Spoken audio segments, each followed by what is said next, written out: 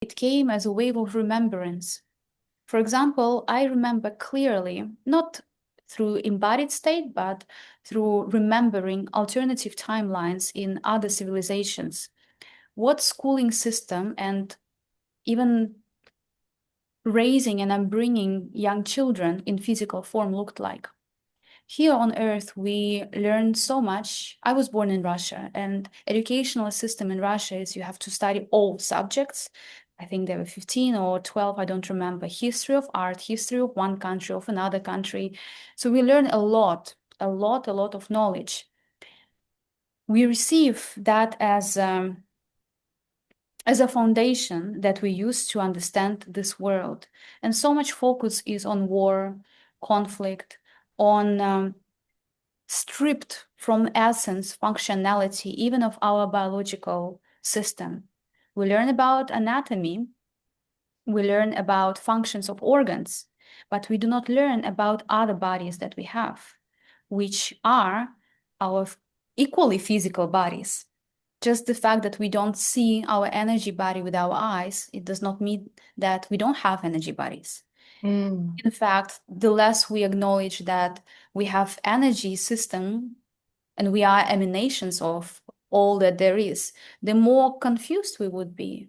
So I started thinking what would be the best and the most effortless solution to fill up the blank spaces within our own psyche, within our own mind and awareness from the young age. So as late as adults, we don't have to spend years on searching how do we become a little bit more confident in who we are, a little bit more aware of the nature of our emotions, nature of our feelings, cravings, and fantasies.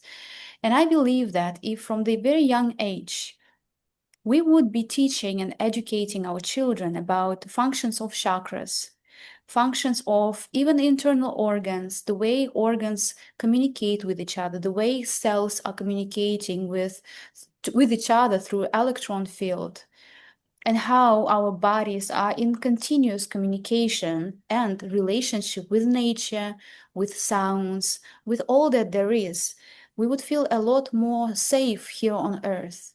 And imagine if every young girl and every young boy, to start with, would feel already welcomed, loved, safe, and secure in their bodies here on Earth. Would they engage in silly relationships, abusive relationships, or relationships that are based on power struggle?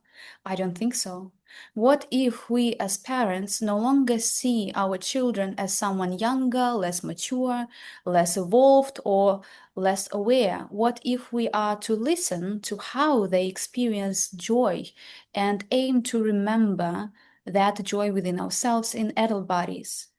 Would we engage in relationships as adults with men and women who do not see our value, our own worth, or wholeness within? I Mm. believe we would not. So I feel that with us, all souls who are experiencing certain level of distortion within our own personal journey through personal relationships, it's our direct responsibility to look at how do we actually solve that within self, and how do we open up pathways for future generations not to follow our footsteps, but Yes. already be born into a reality that's a lot more healthy because it's based not on seeking, it's based upon what we already found and discovered within.